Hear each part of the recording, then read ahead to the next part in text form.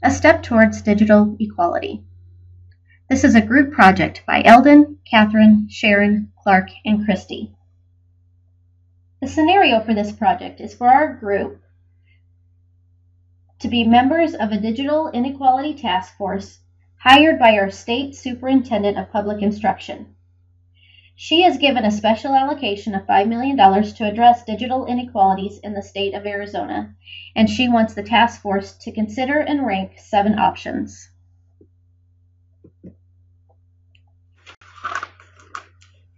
The digital divide is a gap between those who have access to digital technologies and those who do not.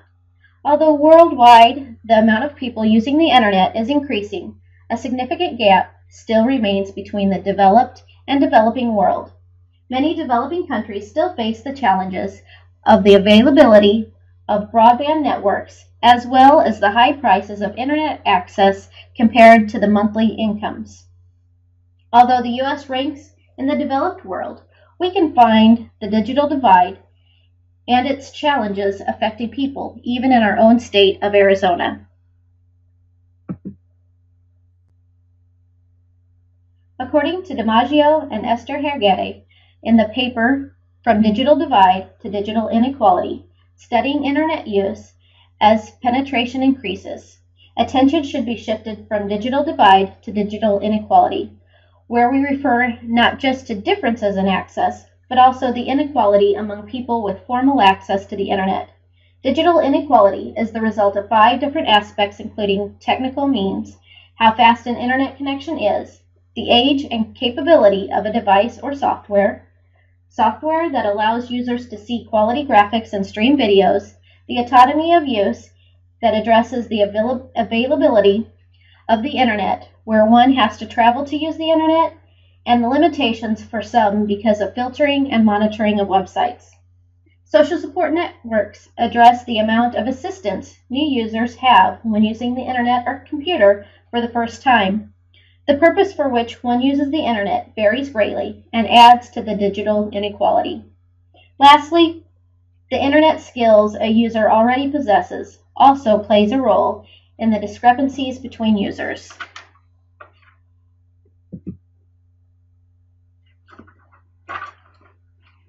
The best way to close the gap in Arizona is to provide high-speed internet and mobile access for all state residents.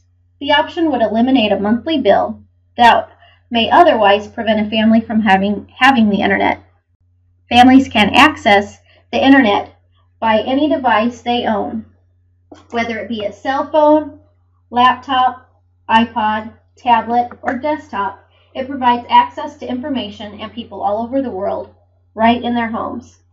Individuals can now take free online courses, access many different educational games and videos, English programs for those English language learners, as well as stay connected with friends, teachers, and colleagues from home. Families no longer have to go out and find Wi-Fi hotspots, drive to the library, or stay at work or school longer in order to use the internet. The internet is ready to connect all the time. Many schools today provide students with laptops and require them to access their homework assignments online. Having the internet at home reduces the chance of falling behind in school due to a lack of resources needed to complete assignments. Subsidize internet service providers to provide low-cost internet to all state residents is what we ranked as second. To meet the needs of the Federal Communication Commission and federal government's goal to connect rural America, some states have waived or reduced right-of-way fees or license fees to internet and telecommunication providers, which would help defray the cost of installation of the infrastructure for the fiber optics. The Connect America Fund is the federal program that President Obama mentioned in his first term to connect all of America. The Connect America Fund is focused on internet broadband connection for rural America.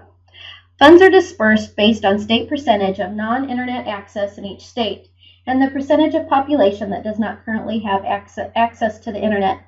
Arizona is receiving approximately $700,000 as a part of Phase 1 for this program.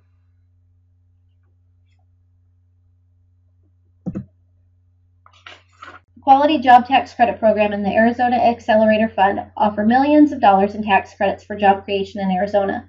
Companies that create new jobs will receive a tax credit. Companies that invest in infrastructure, machinery, equipment, etc., can receive monies from the Accelerator Fund. Internet providers can qualify for these monies when implementing internet service in rural Arizona. The recent change in the corporation income tax rate by 30% makes Arizona one of the fourth lowest tax rates for corporations. This will incentivize investment in Arizona, hopefully to help digital inequality. For the purpose of this assignment, we are considering disadvantaged communities in Arizona to mean those communities that are geographically remote and in low income level. By providing individuals in disadvantaged communities with computers, it will give those who live in remote areas an opportunity to do online classes. It will give people an opportunity for easy online access and also time on the computer, which will increase the user's ability to use and access information through technology. Employment opportunities and benefits will increase with home access, as many jobs and services are provided through online applications. With in-home computer access, people living in rural areas or those that are homebound can access medical advice, participate in local elections, and be more socially included. In-home businesses can be further developed and advertised through convenient in-home computer access. The biggest and by large most important disadvantage of providing computers to individuals in disadvantaged communities is the cost. This is very costly to both the state and the individuals. The cost to individuals in maintaining and obtaining the programs and consumables necessary to meet their goals could get costly. It is not solely based on the haves and have-nots, but also on the cans and the can-nots. Unless an individual has some computer literacy or the desire to be literate in computers, computers would be of no value to him or her. In addition, the cost of acquiring the literacy needed could be expensive. Although there are many uses for computers, they don't involve connectivity. Connectivity should be a top priority and where the money should actually be initially focused. Providing information literacy courses to enhance computer skills and enable knowledgeable use of digital technologies. This recommendation is fourth on our list because literacy courses alone would be useless without access to technology. However, empowering people with technology such as computers and internet access without giving them the education necessary to use it properly and efficiently would not be beneficial. It is important to offer courses on information literacy and computer skills in order to bridge the gap. The definition of educational content is content aimed at the less educated people who need help getting the services they need. Free online education content could include help with literacy skills, math skills, applying for services, and basic computer skills. With this service, the state could provide educational opportunities for both the young and the old. Children could be better prepared for school and have access to information needed throughout the learning process.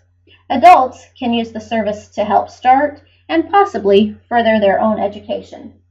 More than 1/5 of Arizonans live in poverty, a figure higher than anywhere else in the nation except Mississippi. With a program meant to develop education and skills, the possibility of employment opportunities would increase for individuals and hence community and state.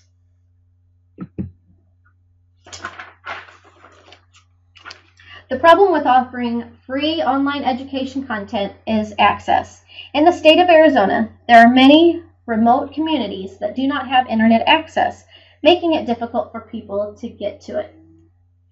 Not only would some have to travel long distances to get to an area that has internet, many would still have to use publicly provided computers, which in itself brings on the added problem of working around business hours.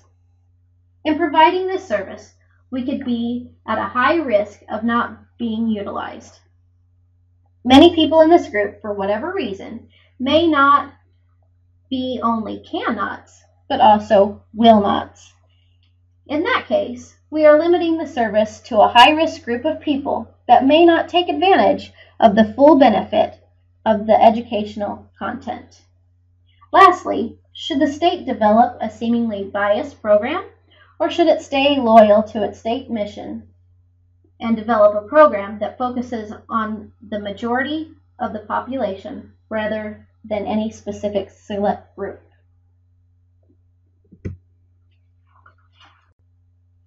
Recently, Arizona Public Computer Center's project spent approximately $1,600,000 to increase the computers in Arizona public libraries. This project brought more than 1,000 computers to the public libraries in Arizona. This program was designed to help citizens that have no access to computers or the internet. Since this issue was recently addressed, the focus of this task force will not be on installing new computers in the libraries. Schools are places of education. For someone who knows nothing about technology and those who are scared of it, an inviting environment is a good place to start learning. Having schools be the place of learning can mitigate some of the initial fear and trepidation newcomers to technology might have. Unlike most other alternatives, this option would provide actual hands-on training to help people.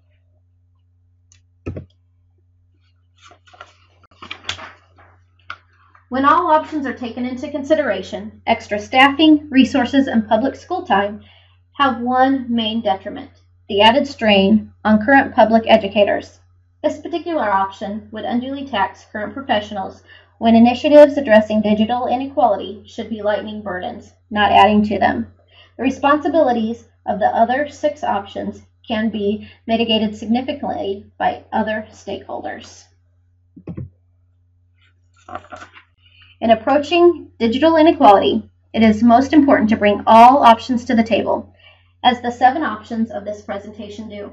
However, because of the nature of the undertaking is so large, with so many implications for and effects on various groups of people, not to mention the enormous amounts of resources required, it is paramount that we make wise, well-informed, sound decisions. To this end, we believe that providing high-speed internet and mobile access for all state residents is the most rational, wise, and cost-effective measure to bridge the digital inequality divide.